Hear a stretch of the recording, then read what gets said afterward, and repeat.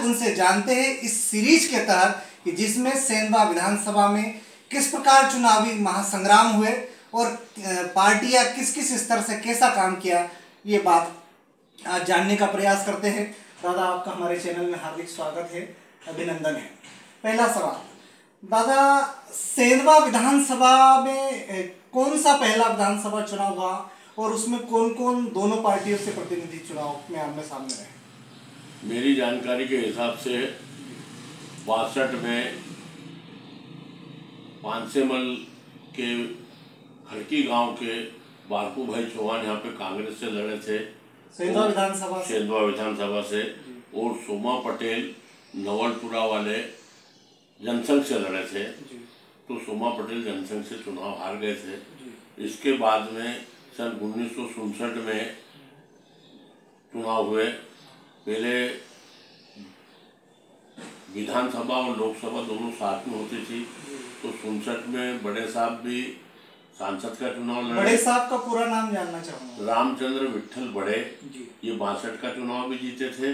और 67 में इनके साथ में विधानसभा में भिखला भाई मोती, जो नवलपुरा के रहने वाले हैं, इनको जनसंघ की तरफ से उम्मीदवार बनाया था।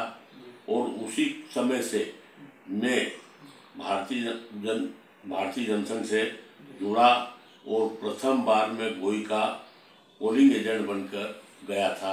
अच्छा, सबसे पहले जब भारतीय जनसंघ की स्थापना हुई उस दौरान सेंधवा विधानसभा से सांसद विधायक का चुनाव कौन लड़े थे? शायद 57 में बड़े साहब का मेरे को अंदाज है, पर पूर्णतः मेरे को ध्यान नहीं है, क्योंकि मेरा सन 1952 का जन्म है। तो उस समय की जानकारी तो नहीं, पर बाकी 67 से आज तक की पूरी जानकारी मैं आपको बता सकता हूँ। अच्छा, जनसंघ से जब भारतीय जनता पार्टी बनी उस समय सेंधवा विधानसभा से कौन मैदान में आए थे बीजेपी से? नहीं, जनसंघ से डायरेक्ट भारतीय जनता पार्टी नहीं बनी है। 77 में जब इमरजेंसी के बाद में चुनाव हुए थे 77 में, उस वक्त में जनसंघ का विलय जनता पार्टी में हुआ था। और जनता पार्टी के तरफ से हमारे यहाँ से सांसद का चुनाव रामेश्वर भाई पाटीदार खलगाट वाले लड़े थे। और 78 के अंदर जब चुनाव हुआ तो भिखला अपने रावजी भाई कुलकी वाले, जो अंतर सिंह जी पिताजी हैं, ये विधानसभा का चुनाव 78 में लड़े थे।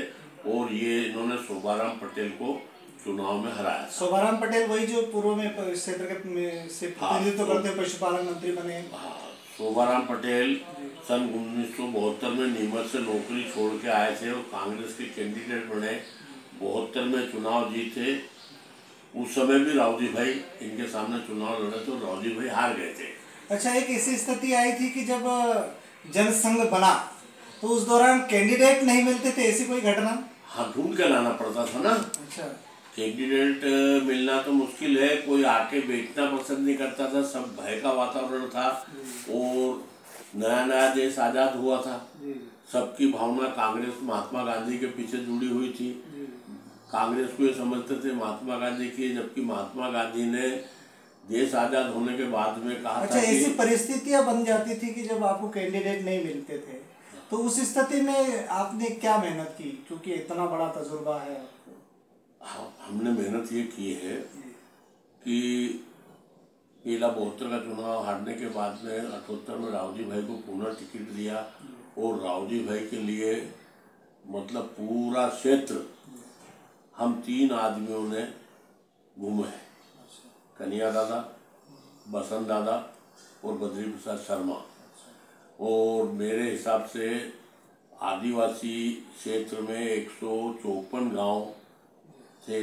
ऐसा कोई गांव नहीं है छोड़ा जिसमें हम रावजी भाई के लिए जीताने के प्रयास में। यानी कि लबोलबाद ये है कि जिस दौरान सेंधवा विधानसभा के लिए विधायक के रूप में प्रत्याशी नहीं मिलते थे, उस समय आपने इतनी मेहनत की और आज ये स्थिति बनी है, निश्चित एक काबिल तारीफ है।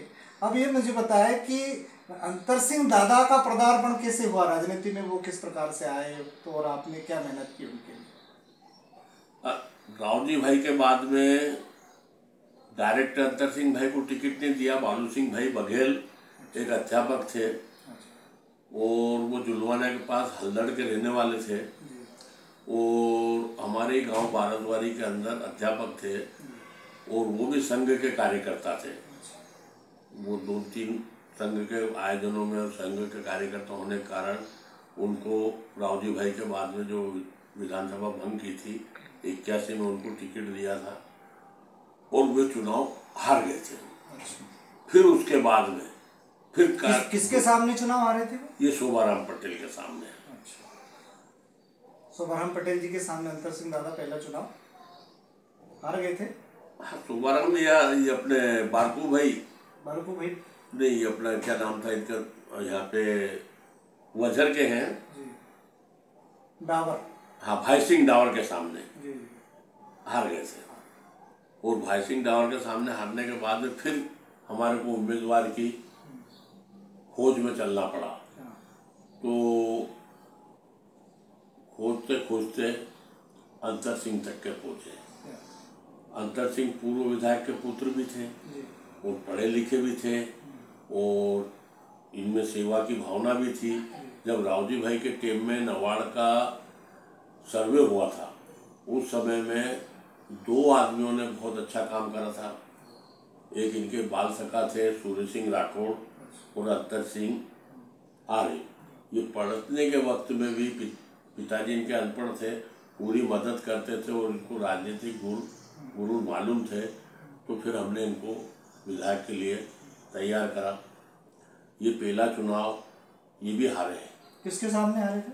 ये शायद है कि झारसी लाल के सामने ही हारे हैं, जो वर्तमान सेंधवा के विधायक हैं। अच्छा। उनसे पहले ये हार चुके, टक्कर हो चुकी है। हाँ, एक चुनाव हार चुके हैं। अच्छा। और हारने के बाद में फिर चुनाव हुए। अच्छा। उसमें ये 51 में चुनाव में थे शायद, उसमें जीते हैं और ये वन विकास निगम के उपाध्यक्ष बने। इनका कार्यकाल अच्छा रहा और सतत उसके बाद में हमको खोजने की ज़रूरत नहीं पड़ी क्योंकि अंतर सिंह भाई ने बहुत अच्छा क्षेत्र के चौमुखी विकास के लिए संपर्क किया। और ये अंतर सिंह भाई की देन है कि जो सेंधवा विधानसभा के अंदर बैराज बनना। अच्छा, आप लोगों ने इतनी मेहनत की, उसके बाद अंतर सिंह दादा उस पर खरे उतरे और ऐसा बताया जाता है कि वो 2 बार कैबिनेट मंत्री, 3 बार कैबिनेट मंत्री रहे। लेकिन पिछला जो चुनाव है उसमें फिर अंतर सिंह दादा इतनी बड़ी उपलब्धि होने के बाद में, इतनी बड़ी ताकत होने के बाद चुनाव हार गए, क्या फैक्टर मानते? इसके कई कारण होते हैं। एक तो ज़्यादा समय हो जाने के कारण भी मतलब महत्व कम होता है और कुछ कई इसके ऐसे कारण होते हैं। उन कारणों के बारे में, एक तो पिछले चुनाव के अंदर कांग्रेस के पास में टोटल अंग्रेज वाली नीति है। कांग्रेस कभी भी कुछ भी घोषणाएं कर देती है, प्रलोभन देती है और ऐसा ही प्रलोभन इन्होंने विगत विधानसभा चुनाव में काश्तकारों का 2 लाख रुपए तक का कर्जा माफ़ कर देंगे और बताया था कि 10 दिन में अगर कर्जा माफ़ नहीं होगा तो हम मुख्यमंत्री बदल देंगे। पर बाकी उस भावना से हमारा क्षेत्र का भोला भाला आदिवासी है, हर एक ने सोचा कि अपने 3-3, 4-4। यानी कि आपके कहने का तात्पर्य ये है कि वो उन्होंने प्रलोभन दिया कांग्रेस ने, इसलिए पिछली बार अंतर सिंह दादा चुनाव बीजेपी से हारे। हाँ। लेकिन अभी नवंबर में और चुनाव है।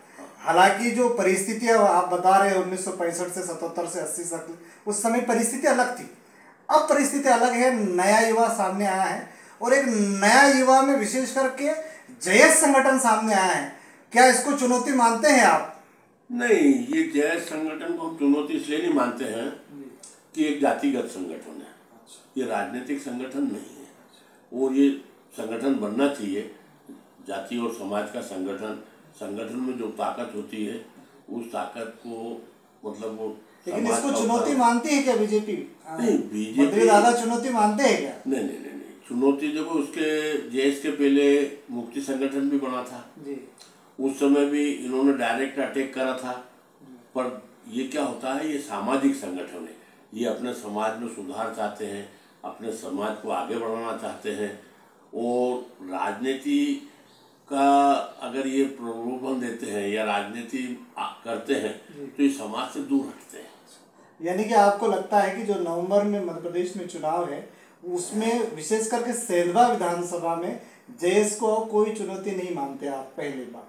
दूसरा ये है कि कांग्रेस पार्टी भी ताल ठोक रही है और अब्दुल सिंह दादा बीजेपी चुनाव मैदान में भी सामने आने वाले हैं। तो इस बार क्या लगता है कौन जीतेगा? देखो, चुनौती तो हम सन 1952 से जब है तब भी नहीं मानते थे और आज भी नहीं मानते हैं। क्योंकि चुनाव तो लड़ना है और चुनाव लड़ना और संगठन से लड़ना ये सबसे बड़ी बात है। सामने कोई भी हो सकता है और सामने होने के कारण अगर उसको चुनौती मान के डर जाए तो राष्ट्र की सेवा करना संभव नहीं है। आखिरी सवाल ये है कि युवा नेतृत्व उभर के आ रहे हैं, क्योंकि अभी एक सर्वे आया था 11 तारीख को कि दुनिया की सबसे ज़्यादा जनसंख्या भारत की हो गई है और भारत में युवा नेतृत्व उभर के सामने आ रहे हैं। तो बीजेपी में कोई युवा चेहरा सेंधा विधानसभा में आपके दृष्टिकोण से? देखो, मेरी दृष्टि में तो एक ही बात है कि अनुभवी होना, अनुभव चाहिए। अनुभवी अगर है तो नैया पार लग सकती है। और अपन नया पुराना आया गया इस पे अगर गौर करेंगे तो संभवतः यह है कि नए चेहरों को चांस मिलना चाहिए। हम भी उनके समर्थक हैं और मिले तो बहुत अच्छी बात है। ऊपर बाकी भारतीय जनता पार्टी में सर्वोपरि संगठन है, संगठन चाहेगा वो होएगा और संगठन ने जो निर्णय लेगी उसके लिए हम मर मिटने को तैयार हैं। तो ये थे बद्री प्रसाद शर्मा दादा, वरिष्ठ समाज सेवी। उन्होंने आखिरी सवाल के रूप के जवाब में कहा है कि युवाओं को आगे आना चाहिए, लेकिन उनका नेतृत्व बड़े लोगों के आशीर्वाद से आगे बढ़ेगा। और उन्होंने बेबाक तरीके से कई सवालों के जवाब दिए हैं। हालांकि उनके सवालों के जवाब जनता जनार्दन नवंबर माह में देगी और उनका ये कॉन्फिडेंस है कि आने वाले समय में उनकी भारतीय जनता पार्टी की सरकार भी सेंधवा में फिर से आएगी। अब वक्त बताएगा ऊँट किस करवट बैठता है, ये आने वाले नवंबर को बताएगा। दादा, हमसे बातचीत करने के लिए बहुत बहुत धन्यवाद। नमस्कार।